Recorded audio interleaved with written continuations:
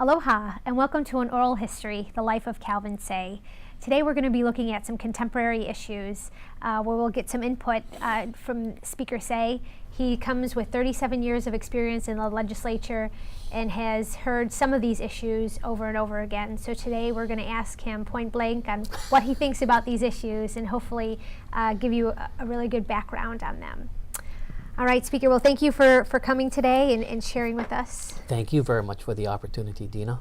Okay. Yes. I've got 10 questions, city, 10. state, and national questions. All right. That we've seen in the headlines and that I've Yes. heard you speaking about with your constituents. So Yes. this is an opportunity to reach a bigger audience. Correct. And also give them a little bit of a background on some things that they might be reading in the paper and some things that I know that you have a pretty deep knowledge of. Yes. Okay, the first issue we're going to talk about today is the Oahu bus system. And I know this really hits home with you because there's been some stops and routes that have been shortened. Yes. And some have also been shortened in your district. Yes. And I know that really hits home. So will you speak a little bit about that? The bus system, which is a city and county service, is one that really affected a lot of the residents up at St. Louis Heights and Pololo Valley, along with Wilhelmina Rise.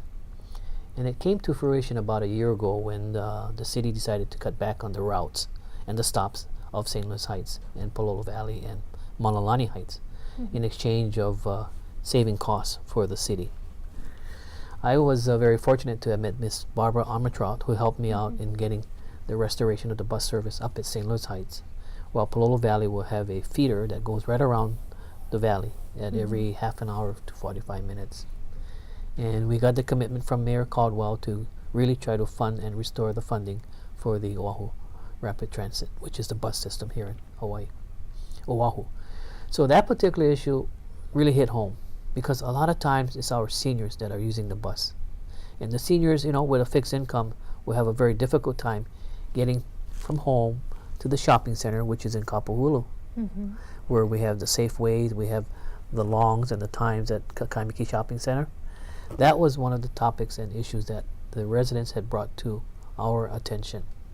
For the Pololo Valley, it was similar to that because instead of going from Pololo Valley going all the way down on another route, they would have to stop and transfer from the bus that circulates Pololo Valley on Waialae Avenue and catch another bus to go to downtown Honolulu or to Waikiki, etc. So I'm happy to hear that they are restoring the bus routes, the bus services for the county of Oahu, for other areas also, plus the district that I do represent. And I must give credit to both Councilwoman Kobayashi and Councilman Stanley Chang for their support of it, along with Mayor Caldwell. Okay. And I noticed also there's been a little bit of pushback because it's going to, one of the proposals to make up the money that it costs to increase those routes will come out of an increased gas tax. Yes, that 5-cent gas tax. But that particular measure that Mayor is proposing, I hope the council will be open to it or receptive. And the idea is that it's not just for the restoration of our bus system, but also to address their fiscal problems that they will be having. Because at the end of the day, when I look at what is happening, I don't believe Mayor and the council would like to increase their property taxes on the residents. Nonetheless, they have the will and the courage. So that 5-cent will affect everyone, yes. And the comment made by Councilwoman Kobayashi is absolutely correct. It will hurt a lot of the transportation committees, those that transport goods and services from one wholesaler to the retailer, etc. Those that are at the harbors and the piers that have to transport the goods off of the harbor and piers, paying more.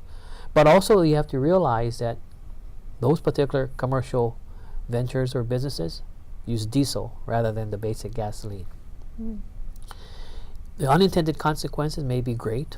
Why? we'll be traveling less on the freeway, right, with the increase of the 5 cent. And these are things that we in the legislature also tries to address. The gasoline tax, members we talked about the vehicle weight tax. The larger the vehicle, the more you pay. Then your registration fee that you have to pay. All of this adds up in the financing of our state roads, highways, and county roads and streets. And I think the idea was he would love to see us, the county of Oahu, at least restore the number of miles they need with the 120 million or 150 million set aside for the resurfacing of our streets and roads for the county proper of Honolulu and Oahu. Okay. This is actually a nice segue into the next question that I have, the rail project. Yes. Where do you stand and why? I've always supported the rail project because the way I was brought up in Hawaii, when one family needs help, we're there to help. And in this particular case, a lot of our residents that I do represent of East Honolulu does not want to see any more increased density. Because the density that you increase makes it much more difficult for the human relationships that occur because you don't know who your neighbors are in an apartment or a condominium. And in the urban plan of Oahu, there is that growth on the windward side, not the windward side, but the West Oahu side, the leeward side. The Kapolei, the Makakilos, the Ewa, etc., the Waianae coast. And that's where a lot of the homes are now being built. What other alternative or options do we have for the future families of those areas? Just the freeway that we have today, the H2, connecting to the H1. That's about it. So the idea of a rail, was planned many years ago, and it was discussed when Mayor Frank Fossey was in office. And by a 5-4 vote, the council voted it down. And 20 years later, we're back at square one trying to say, can we address a rail system? The only concern I had about the plans of the rail system was that I had really hoped that it could be an elevated plus a ground level system. Today, the way the environmental impact statement or the project plans are, it's all elevated. But if you were to consider going from elevation, coming down to the ground level highway, the freeway or the streets, you would have saved us much more in the costs because you wouldn't have the elevated rail system above. So you could come down, come back up, were areas that you could do it. And that was the major concern I had in regards to it. I must say that I won't see it within my lifetime, but it will benefit the county of Oahu in the future years for the future generations. Because if the cost of gasoline goes up, what happens then? Will electric cars be a option also? It will. But we also have to understand that with the gasoline tax, which we need, the state and the county, it is used to maintain our present highways and streets and avenues that we have on Oahu. Right? And like I shared with some of the families too, they were upset at me because of my support. But at the other point of view was something like this. You and I are financing Kalani Anole Highway all the way out to Hawaii Kai. Calvin Say is not a beneficiary of it. I'm supporting all my friends and family and friends on the windward side. They have 3 arteries, right, Dina? Pali Highway, Liki, and H3 to the windward side. But Calvin Say does not use it daily, but I'm paying for it. So as a family and as a ohana, shouldn't we all be working together for the common good, the greater good? And that's where the philosophy maybe has changed a little. That you should, not just think about yourself, but for the greater good of the residents of Oahu. Right. All right, speaking of Ohana, let's move on to the next issue. It's a state issue. It's definitely a hot issue in the legislature here, and that's GMO labeling. Yes. Can you please let us know what your stance on it is? GMO labeling, I'm very much open to it if we could find a way that it could be done at the national level. Why? If we were to only do it for the state of Hawaii, the cost to the consumers would be great. I believe in transparency to say these are the ingredients, These are the nutritional factors, da da da da da, which we already have today. Mm-hmm. The key will be is this: for the population of the state of Hawaii of about 1.4 million individuals, and you were to tell a manufacturer on the mainland that can you put a GMO labeling for Hawaii, that labeling cost will be an extreme cost to the general public at large for every product. That's why. And it's not just the whole nation, it's just going to be for Hawaii because we are the only state that will have GMO labeling. Mm-hmm. So the idea and the thought would be that we felt that Congress should be addressing it. So you have a national standard Mm-hmm. throughout the 50 plus states and territory, and all the manufacturers to have the same labeling, rather than having Kraft Foods coming up with their own labeling or design versus another company, Tyson Chicken or Foster Farm, etc. That would be the concern that I would say to the general public. It's going to add costs to the consumer goods that we buy. But I do believe that if the FDA could take a much more proactive approach to, finding out what are these products that are GMO, Mm-hmm. it will make it much more easier for all of us to know.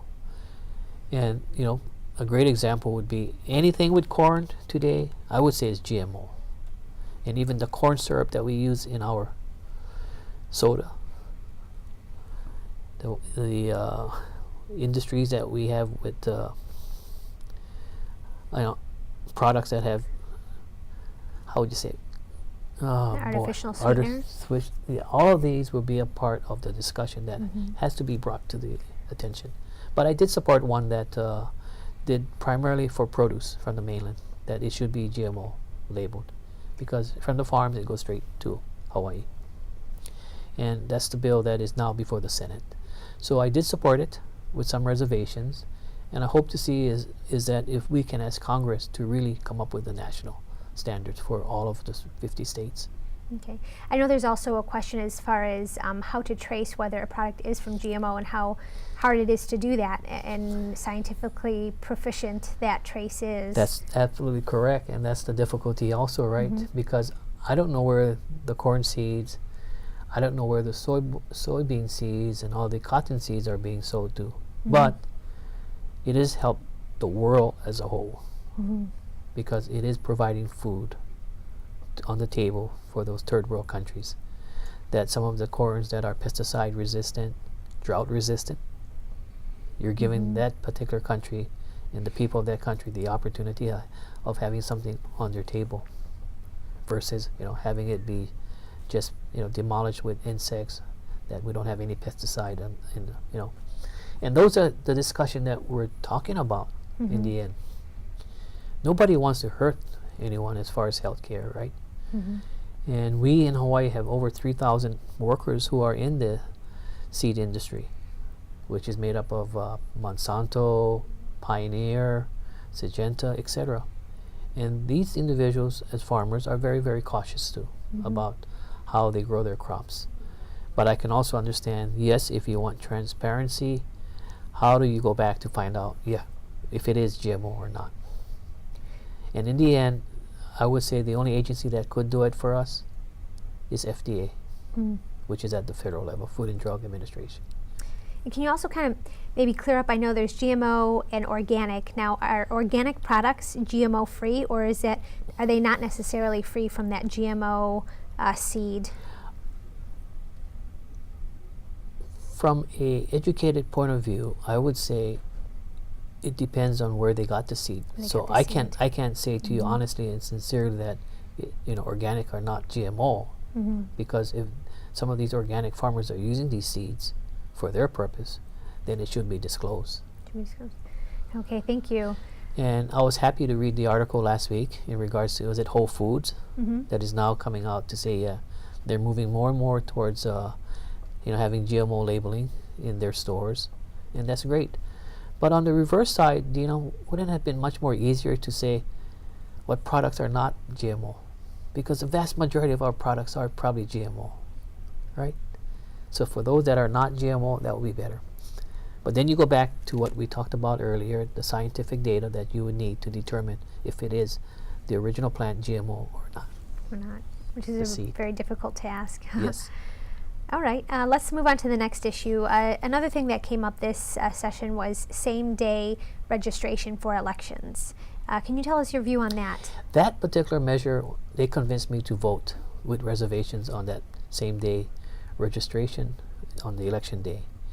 The only concern I had was the financing of these particular precincts or polls, where you'll have to have individuals there with a computer system already in place to authenticate the residency of these voters who are coming in to register. Mm-hmm.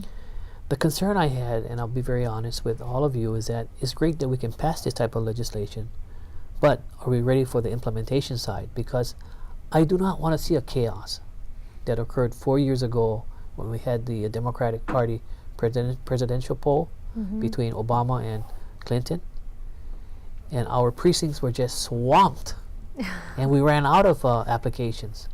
Who are you going to support? And this past election was another reflection of the county clerks having a very difficult time. So on the floor of the House, I was very honest and candid.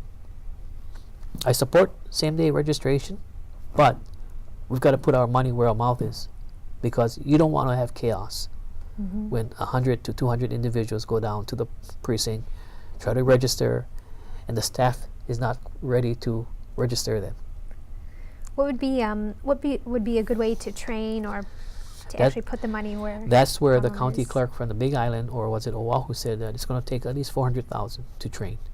And people also forget that these precinct workers, a lot of them are volunteers. You know, we're not putting our resources where we're supposed to be as far as paying them a stipend that is, you know, I say a stipend that is worth 12 to 14 hours of work. And then to have these qualified individuals who will be taking in the registration to authenticate where you're living, because you may have some abuses. So let's go slow. I do support it, but let's go slow to determine how much each of the 4 counties would need as far as funding, along with the State Elections Commission, which is Mr. Nago. See, Mr. Nago got highly criticized because there was not enough ballots this past year at some of the different precincts in the district that I represented. Was it an oversight, or was it a miscalculation based on the last primary election? I don't know. But these are things that before you jump into the fire, you better see what you have. And you better be ready to prepare yourself that, okay, we're going to go. How much will it cost the state of Hawaii to pay the county clerks a certain amount in the training of their employees for that particular election day? All right, the next issue is actually a pretty large one, and it's unfunded liabilities. Actually, in doing some research for this project, I came across an article back May 25th of 1999, and back then, then Governor Cayetano mentioned or forecasted that in 2013, back then it was the Public Employers Health Fund would be in the hole $1 billion. Today, it's 2013. The name has changed. Now it's the Hawaii Employees Retirement System, which also puts in benefits.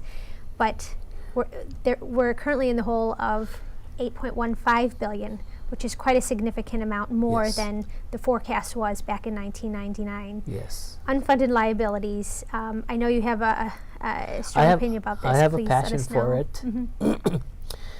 And that's where it was 5 years ago, when the former administration was in power, the Lingo administration. I had proposed some of these changes.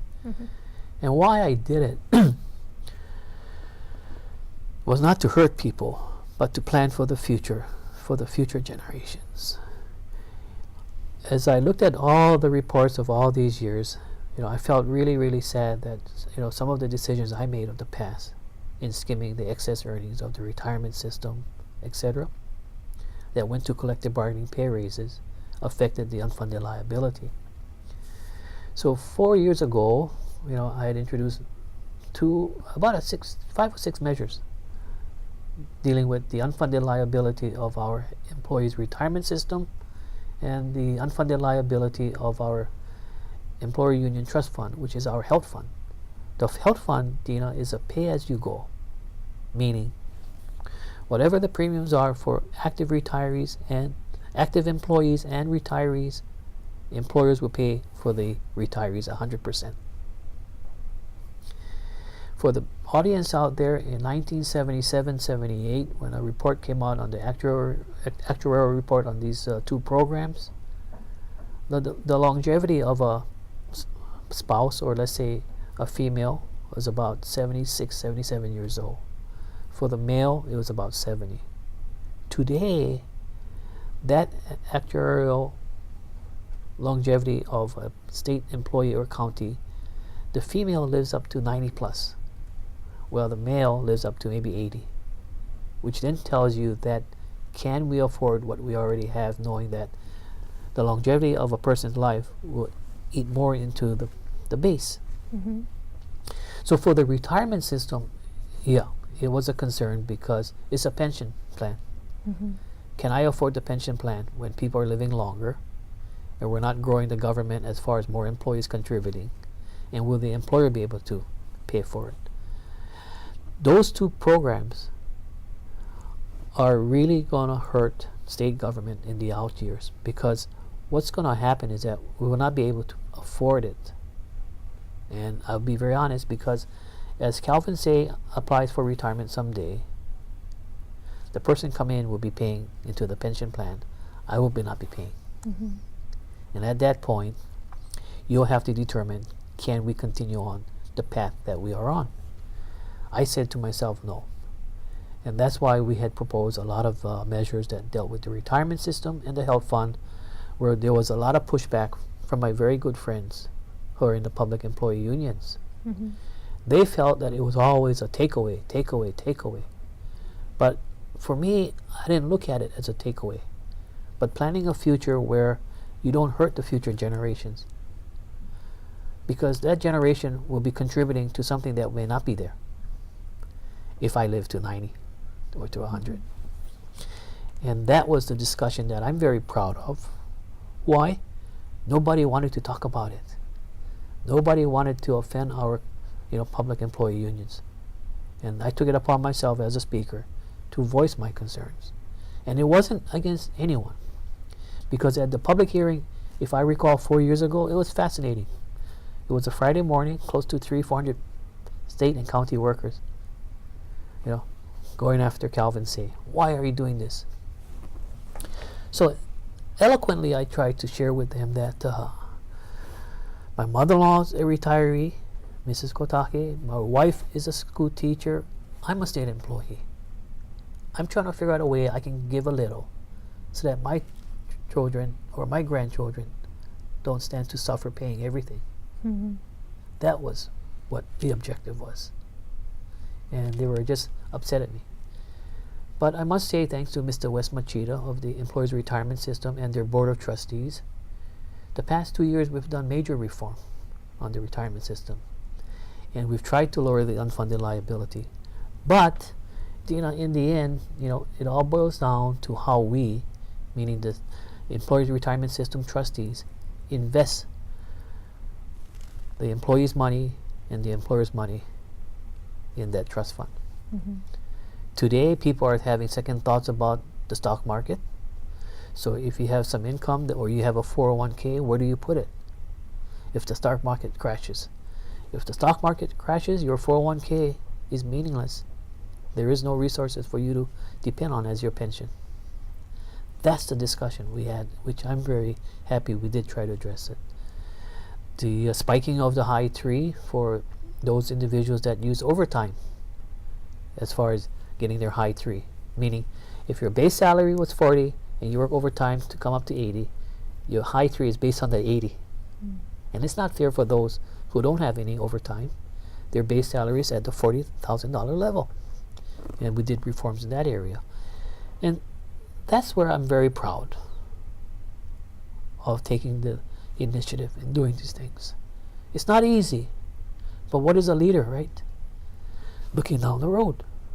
What is the vision down the road? Would you like to kick the can down the road? No. Then it makes it more difficult for the next generation. Mm-hmm. That's how I try to look at it, which I think people are beginning to appreciate. And only time will tell. The laws that we passed 2 years ago and how it affects the unfunded liability 20 years from now. And What are your feelings about increasing the retirement age? that I've always been open to it, but retirement age, any state employee or county could retire at age 55, which is very young. I strongly support for those who are in law enforcement, the lifeguards, the sewer workers, those specialty jobs, the EMS, to have the 25-year and out. And this is where now I think the legislature and the future legislators will have to address our civil service laws, which is Chapter 76, 77. Why? Because we are not transitioning out of what the past was and what it is going to be in the future. That's the kind of issues that the legislature will have to vet or discuss openly and freely for the greater good. Because at the end of the day, what you could do is just raise taxes and pay it off, but that's not the answer, because there's other competing interests in collective bargaining pay raises, right? Earlier I shared with you that in our state constitution, our public employee unions have collective bargaining every 2 years. So every other year we're up for negotiations, and the employer has to come up with the resources, and that's where it's going to be competing with other services of what we provide in our state budget. Health fund, pension fund, debt service, that's another big issue too. Do you float more money in bonds to bill more and then pay the debt instead of taking a mortgage? How much can you? That's the question I pose to the members of the House. And that's why I've always said that I'm just been privileged to have been given the opportunity. Well, thank you so much, Speaker. Unfortunately, we've run out of time. Wow. We've only gotten through a few questions, so maybe we can continue this at another point. Okay, I'd love we to can go over some share my thoughts. other state and national issues. Okay. Thank you for sharing and for your many years of experience. Thank you. And thank you for tuning in. We hope that you tune in next time, where we'll look at a more personal side of Speaker Say with family life and life as a politician, the family life of a politician. Mahalo for tuning in, and see you next time.